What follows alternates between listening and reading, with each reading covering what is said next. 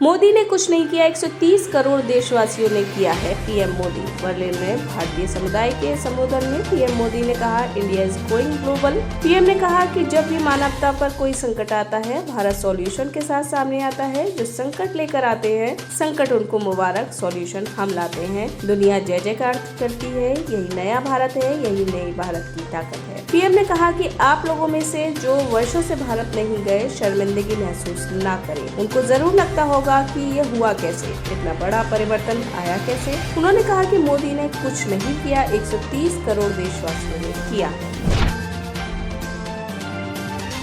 ब्रजभूमि कल्याण परिषद ने की मांग, मुख्यमंत्री मांगे जनता से माफी। राजस्थान के राजगढ़ में मंदिरों पर हुई तोड़फोड़ की कार्रवाई के लिए ब्रजभूमि कल्याण परिषद ने धरना देकर 2 जून तक मुख्यमंत्री को जनता से माफी मांगने तथा भविष्य में इस प्रकार के कुकृत्य के लिए रोकथाम के लिए गारंटी देने की मांग की है, वरना राजस्थान में धर्म रक्षा मार्च निकाला जाएगा और यह विषय जनता की अदालत में ले जाया जाएगा और इसका फैसला फिर जनता ही करेगी।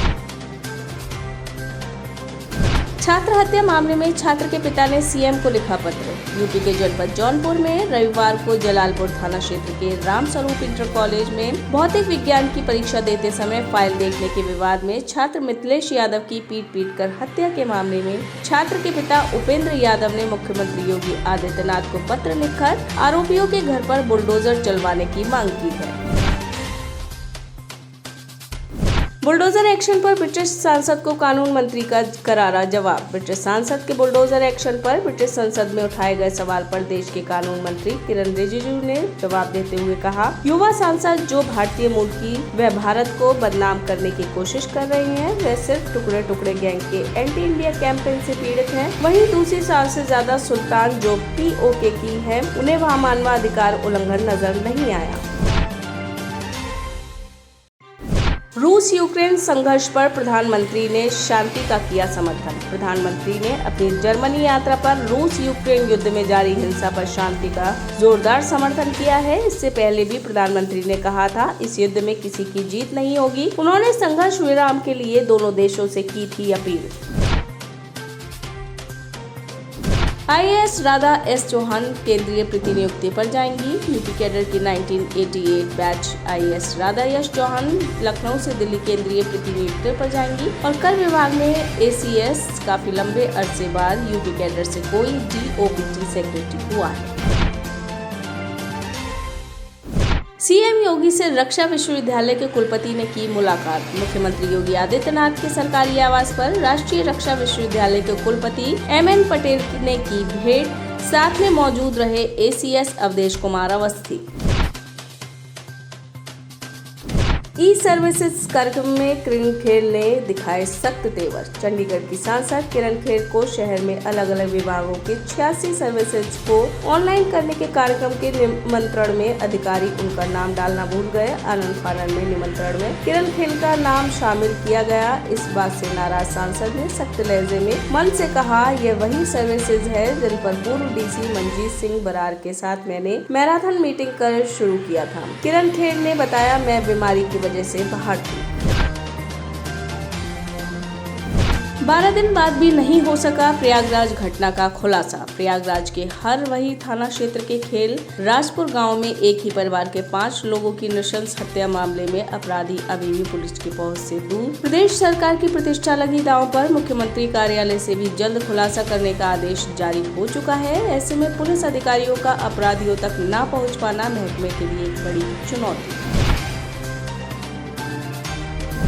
सुरक्षा बलों ने सोपोर में आतंकियों की साजिश की नाकाम। उत्तरी कश्मीर के सोपोर और श्रीनगर में ईद के दौरान सिलसिलेवार टारगेट किलिंग की साजिश को भारतीय सुरक्षा बलों ने नाकाम किया। ये आतंकी ईद के मौके पर कुछ पंचायत प्रतिनिधि तथा खास लोगों की टारगेट किलिंग की साजिश को अंजाम देने के फिराक में थे। इन तीनों को उत्तरी कश्मीर गिरफ्तार कर लिया गया है। ये सभी आतंकी लश्कर-ए-तैयबा के स्क्वाड रेजिस्टेंस फ्रंट TRF से हैं।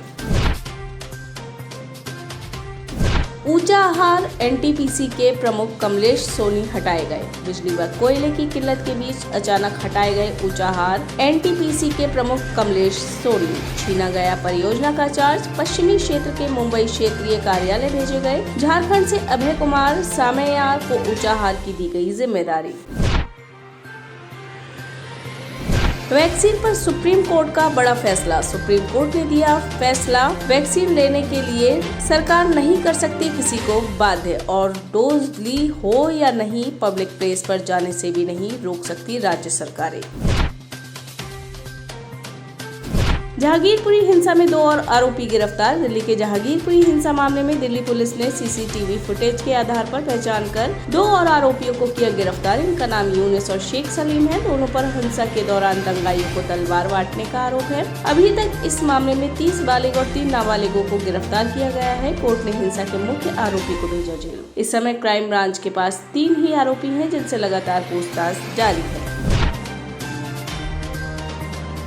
इलाहाबाद हाई कोर्ट ने डीएम मथुरा पर की कार्रवाई। इलाहाबाद हाई कोर्ट ने डीएम मथुरा पर कोर्ट की अवमानना मामले में सीजेएम मथुरा को आदेश दिया कि डीएम मथुरा को पुलिस हिरासत में हाई कोर्ट में पेश करें। जिलाधिकारी मथुरा ने पुनर्विचार याचिका दाखिल की है तथा निस्तारण तक याची को पेंशन का हकदार नहीं माना, जिसे कोर्ट ने अवज्ञा मानकर की कार्रवाई।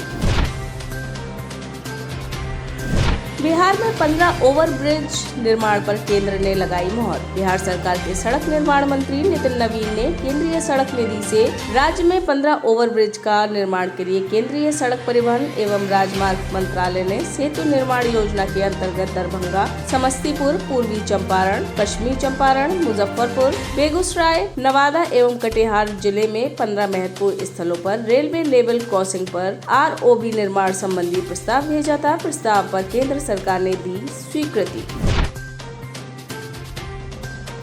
लक्षद्वीप स्कूलों के मिड डे मील परिवर्तन पर एससी ने मांगा रिपोर्ट। सुप्रीम कोर्ट ने लक्षद्वीप में स्कूली बच्चों के लिए मिड डे मील की व्यंजन सूची से चिकन सहित मीट उत्पादों को हटाने और डेयरी फार्म बंद करने संबंधी लक्षद्वीप प्रशासन के फैसले को चुनौती देने वाली याचिका पर सोमवार को केंद्र और अन्य से मांगा जवाब।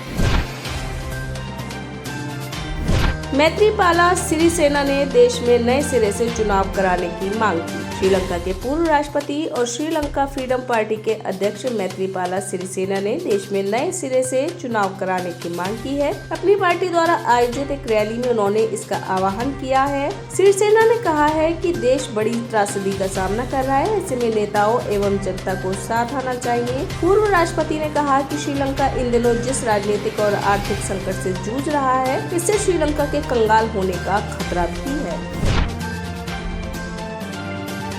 कोरोना की नई लहर में जिंदा लोगों को दफना रहा है चीन। कोरोना की नई लहर में जिंदा लोगों को चीन में किया जा रहा है दफन। शिनचेंग वेलफेयर हॉस्पिटल में मुर्दा घर के कर्मचारियों को बैग में कवर बुजुर्ग बॉडी मिली जिंदा। कर्मचारियों ने जोर देकर अन्य स्टाफ को जांच के लिए बुलाया तो बुजुर्ग मरा नहीं था। घोर लापरवाही करते हुए स्टाफ मेंबर ने फिर से बैग को सील कर दिया, लेकिन पास से गुजर रहे लोगों के विरोध के बाद बुजुर्ग को बैग से निकालकर व्हील चेयर पर इलाज के लिए ले जाया गया।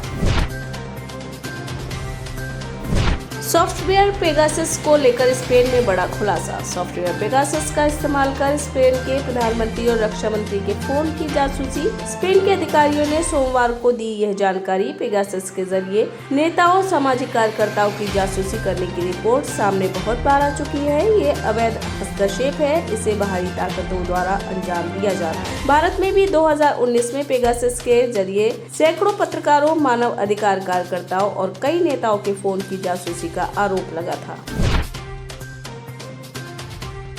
कराची यूनिवर्सिटी ब्लास्ट का दूसरा संदिग्ध गिरफ्तार। पाकिस्तान पुलिस ने कराची विश्वविद्यालय ब्लास्ट मामले में दूसरे संदिग्ध छात्र को, जिसका नाम बेवगर इमदाद है, उसको गिरफ्तार कर एक अज्ञात स्थान पर ट्रांसफर कर दिया है। इमदाद की गिरफ्तारी आत्मघाती हमलावर शहरी बलूच के पति हैबिटान बशीर बलूच की गिरफ्तारी के बाद की गई, जिस हमले में 3 चीनी नागरिकों सहित 4 लोग मारे गए थे। आप इस खबर के बारे में क्या सोचते हैं, हमें कमेंट सेक्शन में बताएं। साथ ही ब्रह्मास्त्र न्यूज को सब्सक्राइब और शेयर भी जरूर करें।